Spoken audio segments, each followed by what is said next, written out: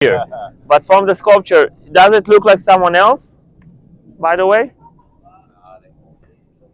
Not Moses, but very, very similar description. Let's look what he has. First of all, he barefoot. He had a beard, and is having a knife, the dagger. And what does he wear?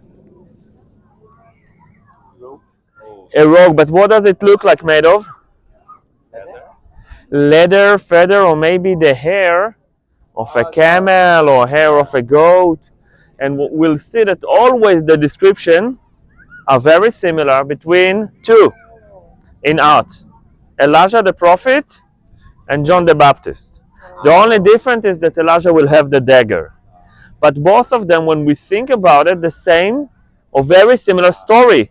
Both of them talk against the king. Both of them are wanted for it. And both of them will bring salvation to the people through water. Okay? So always very, very, very similar, and in a way, Elijah the prophet is the prefiguration of John the Baptist. Okay? Always in Christian art, they look the same. How do you know if it's Elijah or John the Baptist? Because Elijah will always have the dagger.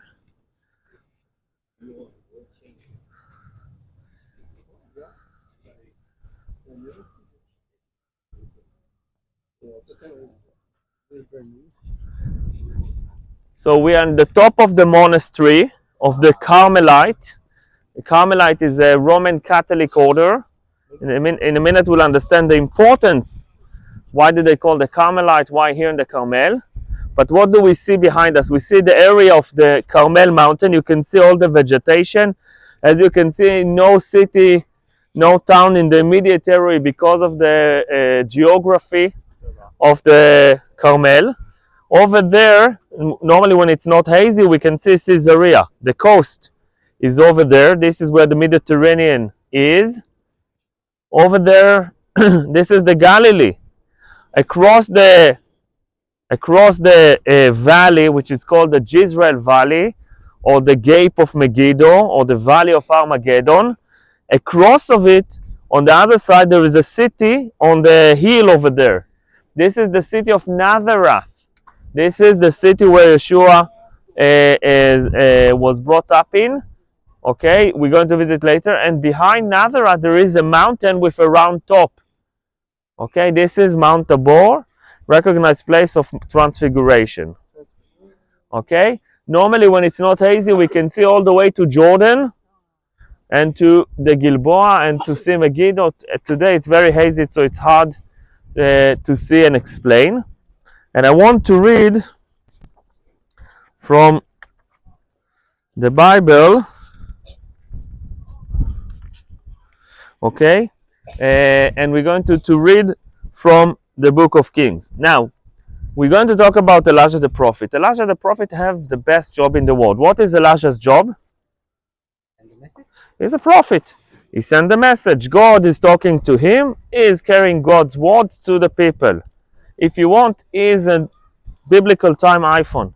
Okay? He is just a tool through which, okay, God sends message, and sometimes the people respond to God, although God does not need vessels, but this is how you communicate with the people. And why is that? Because God's presence is not easy to bear. And for many people, it was too much. Okay? So Elijah the prophet has the best job in the world. However, in his time, it's the worst job in the world. Why? Because there is no reception on the other side. God sent the message, the people don't listen. The people worship idols. They have a king, King Ahab. He's a powerful king.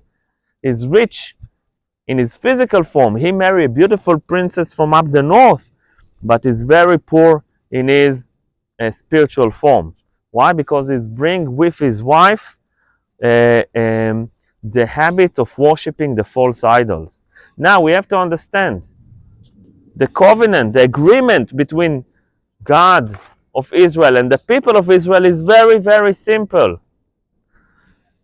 In Mount Sinai, what is the essence of the agreement? You will be my people, I will be your God, I will take you to your land, and I shall give you the rain on the right time of the season.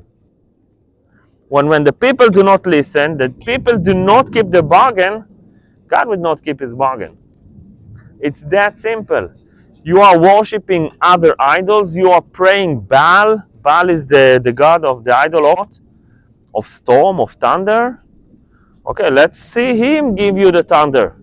Let's see him give you the rain. Okay, so God stopped rain from the earth, and there is terrible drought, and there is drought, not bread, people die. And Elijah keep telling you, this is your fault. Listen. They don't listen. And one day, the king meet Elijah on Mount Carmel. And instead of killing him immediately, he gave him the opportunity, and Elijah said, I have the best idea. Let's make the first American Idol contest in the world. Let's make a reality TV show, but reality show.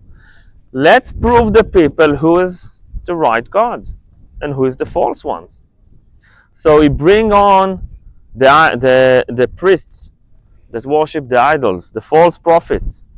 And he said, let's make a competition. You will have offering, and I will have offering. Let's see whose God is real.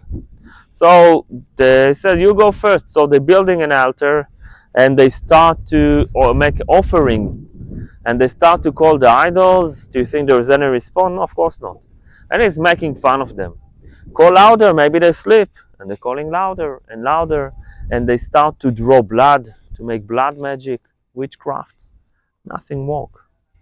Then it's Elijah's turn. And Elijah took 12 stones, like the number of the tribe of Jacob's sons, to whom the word of the Lord came, saying, Israel shall be your name. And he built with the stone an altar in the name of the Lord, and made a trench wide enough for the 2 seahs, its amount of seeds, around the altar. And he laid out the wood and cut up the bull and put it on the wood. And he said, fill 4 jugs with water and pour it on the offering and on the wood. Okay, I want to prove them there is no trickery. Everything is soaked with water. Okay? And he said, do it a second time. And he did it a second time. And he said, do it third time. Once again, the number is 3. And they did it a third time. And the water went round the altar and the trench too, and filled with water. And it happened at the hour of the afternoon offering that Elijah the prophet approached and said, Lord, God of Abraham, Isaac, and Israel, this day let it be known that you are the God in Israel, and I am your servant. And by your word have I done all these things. Answer me, Lord, answer me, that these people may know that you are the Lord God, and that it is you who turn their heart backward.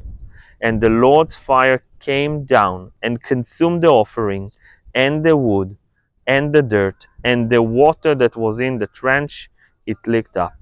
And all the people saw and fell on their faces and said, the Lord, He is God, the Lord, He is God. Okay, Elijah is proving the people. Elijah is convincing the people. And the people cannot deny. They saw miracle. They saw the divine fire. They saw the divine light in front of their eyes. And immediately after, what they do? Immediately after, they chase down and they kill and they get rid of all those false prophets, right? But what Elijah is doing, this is one of the most complicated biblical texts, even in Hebrew. You know that originally it was written in Hebrew and not in English, right? Even in Hebrew, it's hard to understand, but I'll try to read it. Elijah had gone up to the top of the Carmel and stopped to the ground and put his head between his knees. And he said to the lad, his servant, go up, pray, look out to the sea. And he went up and looked and said, there is nothing. What is looking for? You feel this nice wind coming from the sea? The breeze? From the sea we have the rain, the cloud coming from that area. He's looking for the rain to come.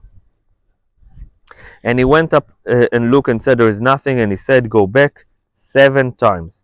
And it happened on the 7th time that he said, look, a little cloud like a man's palm is coming up from the sea. Okay, so there is a little cloud coming from the sea. Now we need to ask ourselves a question. Couldn't he look himself? It's just over there. But is standing with his head that direction? What is he looking at? Why doesn't he turn around and look over there? So the Carmelite, the Roman Catholic order, said, yes, of course. If you're standing over here and you are not looking, you're with your back to the sea, you're looking to the other direction. What is on that direction? Nazareth. And for the Carmelite, this is a prophecy about the arrival of water and life from the city of Nazareth, of Yeshua. Okay, so the Carmelite build here this monastery, and their stronghold is Mount Carmel, because for them this is one of the strongest prophecies, recognizing the arrival like a man's hand. What is it's make no sense. When was the last time you saw a cloud like a man's hand? Never, right? But for the Carmelite, this is the prophecy, and Elijah could see it. Now, what happened with Elijah the prophet is really interesting, because it's changed the people's hearts, right? They start to believe, and then what happened? The people go astray again. And this is where Elijah said, okay, I'm done. He go to God and said, look, I do not believe in the people anymore. There is no point of all of this. You proving them, try to convince them. You know, they're idiots. They want to die. Let them die. I do not believe there is hope for them. And God respond is very, very interesting. What does God respond? He sent chariots that will carry Elijah with him. And the Jews believe that Elijah is taking to be next to God to do what? To witness the time that the men will find their faith again. Okay? Because God never lost his faith and his belief in the people. That's the problem of Elijah. That's a man problem, not a God problem. So the Jews believe, even today, that Elijah is with God, witnessing faith coming back to its people. And for the Jews, Elijah the prophet is the herald of the Messiah. Okay? He will be there to witness the arrival of the Messiah. Now you understand even better the connection between Elijah and John the Baptist. When you tell Jews hundreds of years later that someone that looked like Elijah recognized the Messiah, it has a meaning. It's not just a person, it's Elijah, reincarnation, that saw the arrival of the Messiah, as was believed that he will witness it. And I will tell you that even today, Jews, 3,000 years after the story that we just dealt with, more than 3,000 years actually, even today, Jews believed that Elijah will be there to witness the arrival of the Messiah in the end of times. And in the every Jewish holiday and every end of the week, the Jews always said, let Elijah come back to us with the Messiah. Let Elijah come back to us with the Messiah. Okay? So it's a very, very important site. The name of the site, by the way, in Arabic is Mukhraka. Mukhraka, a place of fire, the divine fire that consumes. And the name helps us to understand and remember and see that this is the place that was recognized as the place that the divine fire was licking the altar. Okay? So that's the importance of Mount Carmel, and that's the importance of the event. And this is why there's a monastery over here. By the way, the church itself of the congregation of the Carmelite is actually not here. Over here there is a small church, and the main monastery is in a different location on Mount Carmel, on the other side of Mount Carmel. But they believe, they come here every day. Okay, they come here every day and they believe that this is the place. It's the second most important order in the Roman Catholic world. Okay, Franciscan are the most important, and then the Carmelite, very, very powerful, very, very important Roman Catholic order in the world. Okay, good. Questions? No? So what I want to do, you can walk around a little bit, take some pictures. You can also, if you want to enter the church, it's a very, very small church, very simple one.